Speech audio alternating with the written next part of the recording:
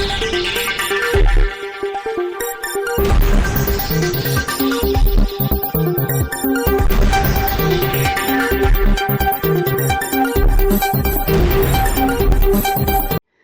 નગરપાલિકાની ચૂંટણી પહેલા નગરપાલિકાના પૂર્વ પ્રમુખ, પૂર્વ કાઉન્સિલર અને ભાજપના કાર્યકર્તાઓ ગોપાલ ઇટાલિયાની ઉપસ્થિતિમાં આમ આદમી પાર્ટીમાં જોડાતા રાજકીય ક્ષેત્રે હડકંપ મચી જવા પામ્યો છે.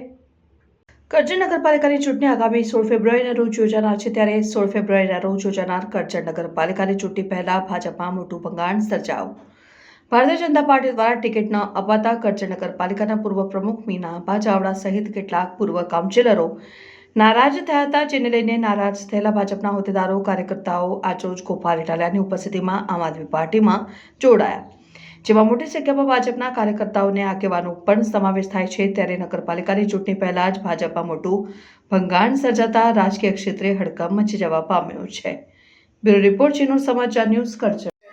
કરજણ નગરપાલિકાની ચૂંટણી જાહેર થયેલી છે અને આ ચૂંટણીમાં આજે ખૂબ એક ઐતિહાસિક દિવસ છે. એક તરફ આપણા દેશનો મહાન તહેવાર મહાકુંભ ચાલી રહ્યો છે, શ્રદ્ધા અને આસ્થાનો તહેવાર ચાલુ છે. એક તરફ લોકશાહીનો સૌથી મોટો તહેવાર ચૂંટણી પણ ચાલુ છે. એમ બે મોટા તહેવારો આપણા દેશમાં, આપણા ગુજરાતમાં અત્યારે ચૂંટણીના સ્વરૂપમાં અને ઉત્તર પ્રદેશમાં કુંભના સ્વરૂપમાં ચાલુ છે. ત્યારે એક બહુ સારો ઐતિહાસિક નિર્ણય કરજણ નગરપાલિકાના અલગ અલગ સમાજના આગેવાનોએ લીધો છે અને આ બધા આગેવાનો ભૂતકાળમાં ભાજપ સાથે જોડાય અને કરજણ નગરપાલિકાના લોકોની સેવા કરતા હતા. ઘણા વર્ષોથી સેવા કરે છે. જ્યારે જ્યારે જેવી જરૂર જનતાને પડી એવી સેવા માટે તત્પર રહેલા હતા. એ કોરોનાનો સમય હોય કે વરસાદ આવે ત્યારે પાણીપુરની સમસ્યા હોય કે જે કંઈ પણ પબ્લિકને નાની મોટી જરૂર પડે સેવાની, ત્યારે હંમેશા જેઓ સેવામાં સાથે ઉભા રહ્યા છે એ તમામ આગેવાનો આજ રોજ આમ આદમી પાર્ટી સાથે જોડાય અને હવે પછી કરજણ નગરપાલિકા અને કરજણના માધ્યમથી ગુજરાતના લોકોની સેવા કરવા આગળ વધી રહ્યા છે. ત્યારે જોડાનાર તમામ આગેવાનશ્રીઓનો હું આમ આદમી પાર્ટીમાં ખૂબ હૃદયના આવકાર આપું છું, સ્વાગત કરું છું.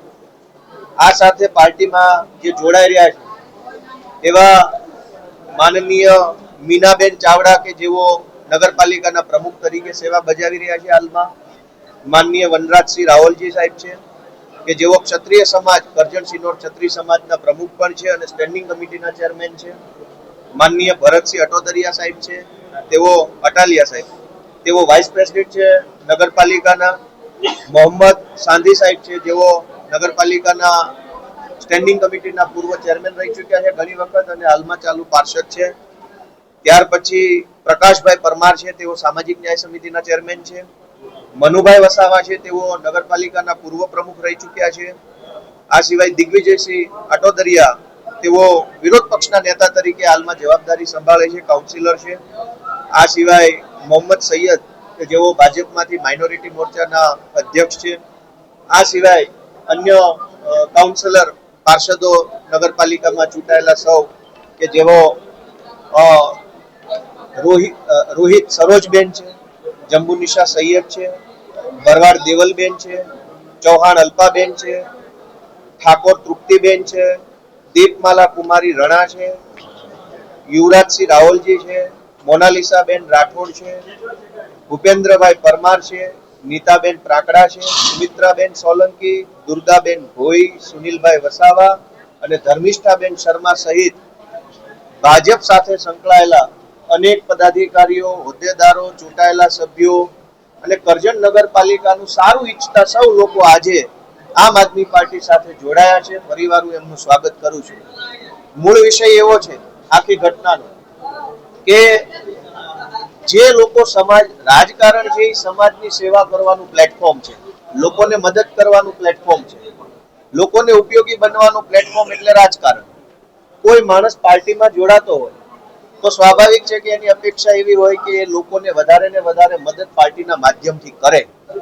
આ બધા જ લોકોએ પબ્લિકનું કામ કર્યું છે, માટે પબ્લિકે એમને વારંવાર મત આપ્યા છે. એવું નથી કે એક જ વખત ચૂંટણી જીતી ગયા છે, બે વખત, ત્રણ વખત ચૂંટણી જીતે છે. એનો સીધો અર્થ એવો થાય છે કે લોકોના દિલમાં જગ્યા બનાવી છે. દિલમાં જગ્યા ત્યારે બને જ્યારે લોકોનું કામ કરે. કરજણના લોકોનું કામ કરીને જેણે દિલમાં જગ્યા બનાવી છે એમની સાથે અન્યાય થાય, એમની સાથે અહંકાર કરવામાં આવે, તાનાશાહી કરવામાં આવે તો સ્વાભાવિક છે કે કરજણની જનતા એની નોંધ લે. આજે ભાજપના અહંકારની સામે આ સાથીઓ લડવા નીકળ્યા છે એને હું શુભેચ્છાઓ પાઠવું છું. આપણે અમરેલીની ઘટનામાં જોયું કે એક નિર્દોષ દીકરી સાથે અત્યાચાર થયો પણ એને ન્યાય આપવામાં ન આવ્યો, ભાજપે અહંકાર કર્યો. વડોદરાની અંદર બોટ દુર્ઘટના બની, નિર્દોષ બાળકો મરી ગયા, ભાજપમાંથી ન્યાય ન મળવા દીધો કેમ કે સત્તાનો અહંકાર. મોરબીમાં દુર્ઘટના બની, ન્યાય ન મળ્યો, સત્તાનો અહંકાર. તો સત્તાનો અહંકાર એટલો બધો માથે ચડી બેસે, એટલું બધું અભિમાન આવી જાય તો અભિમાન ઉતારવા માટે પણ કોઈ આગળ આવવું પડે.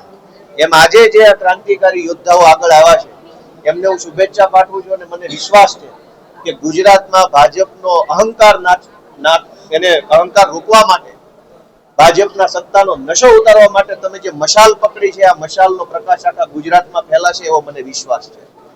આપ તમામ સાથી મિત્રો જે કઈ મેં નામ લીધા છે, બધા જેમનું નામ નથી લેવાઈ શક્યું એ બધા જે લોકો આમ આદમી પાર્ટી સાથે જોડાયા છે, આપણે બધા સાથે મળી અને કરજણ નગરપાલિકાને હજુ વધુ સારી દિશામાં, વધુ વિકાસની દિશામાં જે કાંઈ કામ બાકી રહી ગયું છે, જે કાંઈ સુવિધાઓ હજુ વધતી ઘટતી છે એ સૌ સાથે મળી કરી અને કરજણને આખા ગુજરાતમાં મોડલ બનાવીએ અને કરજણના માધ્યમથી કેવી રીતે વધુ ને વધુ સારું કામ થાય એવો સંદેશ આખા ગુજરાતમાં આપીએ એવી શુભેચ્છાઓ પાઠવું. ગોપાલભાઈ, કહી શકાય કે આમ આદમી પાર્ટીના કરજણ પર જેકપોટ મળી ગયો છે અને જે નારાજ ઉમેદવારો ભાજપમાંથી છે અત્યારે આમ આદમી પાર્ટીમાં આવ્યા છે. નહીં, આમાં કોઈ ભાજપથી નારાજ નથી. ભાજપ આમનાથી નારાજ છે. આ લોકો લોકસેવક છે, જનતાના દિલમાં જગ્યા બનાવે છે, એમને નારાજ થવાની જરૂર નથી કેમ કે નેતા જનતા બનાવે છે, જનતા આ લોકો સાથે છે, તો આમણે કોઈનાથી નારાજ થવાની જરૂર નથી. ભાજપ અહંકાર એટલો કરે છે કે આ લોકોથી નારાજ થઈ ગઈ છે. ભાઈ ભત્રીજા વાત, સગાવાલા વાત છે, સત્તાનો નશો ચડી ગયો, ભાજપે એમને અડધૂત કર્યા છે. તો શું કરવાનું? લોકો એમ ઈચ્છે છે કે આ આગેવાનો કરજણને જોઈએ છે, એટલે આવા સારા આગેવાનોને અડધૂત કરીને, અપમાનિત કરીને, તાનાશાહી કરીને એમની ઉપર અહંકાર જ્યારે કરવામાં આવ્યો હોય ત્યારે સ્વાભાવિક છે કે એ લોકો પણ એક નવી દિશામાં આગળ વધે. હું એવું બિલકુલ નહીં કહું કે જેકપોટ મળી ગયો, હું એવું કહીશ કે અમને એમનો ને એમને અમારો ખભો મળ્યો છે, એકાબીજાનો સાથ મળ્યો. આ કોઈ જેકપોટ બેકપોટ નથી, એકાબીજાને ટેકો મળ્યો છે અને એકાબીજાના ટેકાથી કરજણનું, આ વડોદરા પંથકનું સારું કામ કરીશું એવી આશા છે. કયા કયા વોર્ડના ઉમેદવારો